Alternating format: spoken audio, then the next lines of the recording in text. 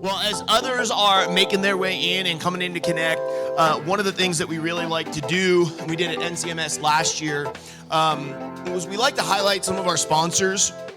But that is not just because they sponsored us. It's also because they are leaders in more conventional ministry often that also have a passion for our space. And so they're people who get it. And in the church world, that can be kind of rare to find people who get it and who want to be involved with what it is that we're working on. And so from very early on in our journey with NCMS, Reliant had become a partner who had come alongside us and just has been all about what it is that we're doing at NCMS. They've been an amazing sponsor, an awesome partner, and John, I feel like I want to start the one of us chant or something. But John has really become, in many ways, one of us. I don't actually know what you do for Reliant, John, so I'll let you introduce yourself. And he's like, I was laid off last week. No, I'm just, you can tell us what you do for Reliant, and tell us a little about Reliant as well. Yeah, I was laid off, but part of my severance was I still get to take the Colorado trip. Oh, so, amen, yeah. Amen, forever. Yeah, they have to keep sending you back. Yeah. Yes. Hey, y'all. I'm John Crawford. I work with Reliant, and what I do at Reliant is just help meet new potential partners. This is what I do. And the reason for that and the heart of that is at Reliant, we talk about, we just want to help make more ministry possible. And that's at the heart of who I am as a church planner and the things that I've done. And so going out to the places and finding, hey, here's some people that are trying to do ministry and doing ministry in this way. And sustainable funding is really difficult for them, whether that's because of the model or the things that they're doing or where they're at. And they're like, hey, I'd love to give more time. I'd love to be able to have health insurance. I'd love to be able to make a paycheck, those sorts of things. I don't know if any of those things resonate with you guys. But doing those sorts of things, so we help make that possible by helping train and coach folks on how to raise support and then handling all the kind of back-end technical details of employment with them as well and giving them access to things like health insurance, retirement, payroll, making all that happen. So those are the things we do, and it really comes back down to, for me, what I just say over and over again is I'm just here to make more ministry possible, and if that serves folks, then great. I'd love to be a part of that. And this really kind of fit well with my role in getting to do that. And somebody else that connected and it's like, hey, there's the Nerd Culture Ministry Summit. Who wants to go? And I immediately shot up my hand because I was like, please let me go hang out with my people for a minute. That would be really great. And so just my heart there is, I was joking with you a little bit last night of, I get to go and do lots of stuff, and then I get to meet all sorts of people that are doing the coolest stuff all across the world, and really get to be a piece of it. But then the things and the stories and the people, what you guys are doing in this room is really close to my heart and really close to the things that I'm doing when I'm spending time at my tabletop store that's just opened up this last year, a few blocks away. I don't own it, sorry, just a new tabletop store just opened up around the corner. When I'm hanging out in the Discords, when I'm doing these things, and knowing that you guys are out there being present, loving people, showing them the love of Christ, it's just important. It's really important to me. So I'm here to help serve you guys if that serves. So. Awesome. I don't know if Reliant likes me saying this or not, but it's how I've described you because it's been helpful for me. I always say that Reliant is the home for homeless missionaries. That's great. In some capacity. I think that. What was it? You can have that. Yeah. I think I'm putting it on the website with your picture. Right there. Perfect. Yes, please. A quote. One of the things that I love about Reliant is they get innovators. And they get people who are willing to try something new. And what most people who are innovators and try to get something new do not understand are laws. And that's why innovators oftentimes get themselves in trouble because they unknowingly break laws, financial laws and all sorts of things. And so I remember actually sitting with somebody at Origins this last year in the board game community, and they work for a company, and they're like, yeah, listen, the board game community and creators are full of these incredibly passionate, highly creative people with no knowledge of how to establish a supply line or to do any of the financial back end to actually make their product work.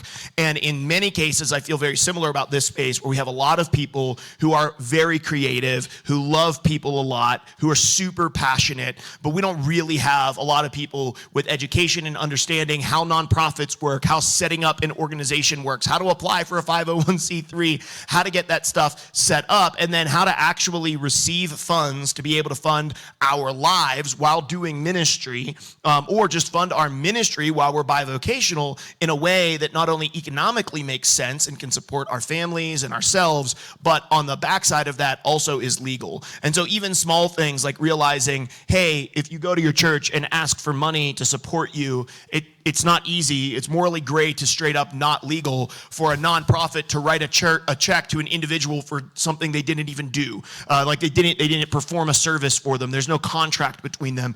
Being able to work with an organization like Reliant allows nonprofits to work directly with you through a nonprofit, because you actually get to work directly with Reliant, you guys call them employees, kind of like the missionaries become employees of Reliant, raising your funds, doing that in a completely legal way that also gives you things like access to retirement and access to health care and paychecks that are regular and a way to actually run a budget, doing all the grown-up things that we all need to do to help legitimize what we're doing in the space. And I love how Reliant has come alongside some of us in this very room to help us do exactly that.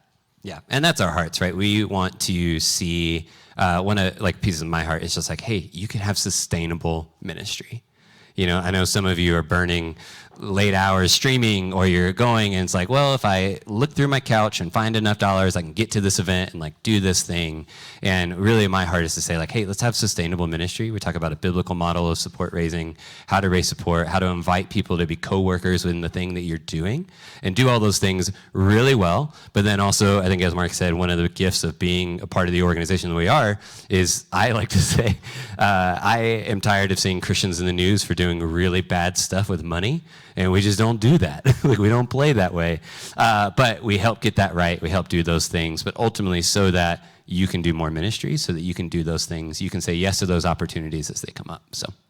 One of the other things I really like, John, is sitting down and meeting with you is this help in counting the cost, which is something that we've talked about on the NCMU podcast an awful lot. If you have not checked that out, quick plug, in addition to the Nerd Culture Ministry Collective and the Summit, which is the event, the collective is the group, the Summit is the event, one of our pieces of content out there is the NCMU, the Nerd Culture Ministry Underground podcast, where we interview and talk with people who are in this space, many of them doing this full time, who are doing all kinds of creative and really cool stuff. And one of the things that we talk about a lot in that is counting the cost. What is this actually going to cost you financially? What is this going to cost you in terms of time? What is this going to cost your family? Before you decide to quit your job and jump in with both feet to this new ministry or live streaming, how much money do you actually need to bring in to be able to afford bread and rent? The sacrifice that you're making right now, what is the long-term sacrifice of not being able to invest in your retirement for the next 6 years as you build up your base? How much is that going to actually cost you when you're 60? Questions like that, and counting the actual cost of diving into this ministry rather than just jumping in with a bunch of piss and passion. I've never used those two words right next to each other. Sorry. It's sorry alliteration. about It's good. That internet has been super, super valuable.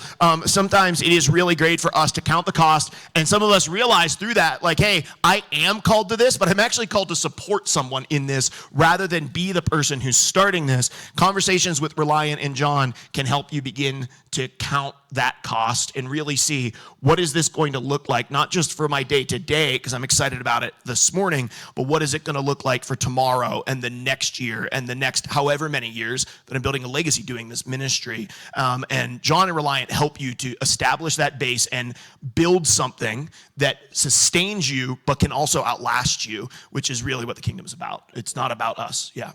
Absolutely. Yeah, hoping to be sustainable and what that looks like and do those things. And so if I could just real fast, like a couple like quick applications, you know, say you're somebody in the room and you're part-time doing the ministry that you're called for that brought you here and doing the thing, and part-time you're doing another thing and you're like, you know what, full-time sounds dope. we can talk about that. We can help you raise that support, get you going, getting those things so you can give more time to that thing. Another application, maybe you're in this room and you're like, hey, I'm just trying to learn. I would love to do like a residency. I want to spend time. I want to throw myself, be a part of an organization. You're willing to raise your support. And there's maybe even an organization in this room that you'd love to work with, then we can help work with you and them. And you guys have to agree there has to be a real job. You're doing things. It's not just like, hey, I want to hang out. That'd be cool. Like, no, what is the thing you're going to do and partner with? But then we can help get that funding, do those things, make that happen. So there's a few quick applications for that. And beyond, there's lots of other things. So come and chat. If you're like, do you do this? I'll let you know real fast if we can help you or not. Yeah, and if you're looking for organizations to do a residency with, I can probably name like 6 in this room who would love for you to raise the funds and come and help us continue to expand the kingdom and do the ministry that we're doing. Okay, John, the real question, the most important one, the board game shop that's down your house, what is the game that you're most into at the moment? And it can be video game, board game, D&D, whatever. What are you most digging on right now? What are you passionate about? Yeah, D&D. So I am doing a lot of, between full-time job, master's program and pastoring, I don't have a ton of spare time. Yeah, that makes sense.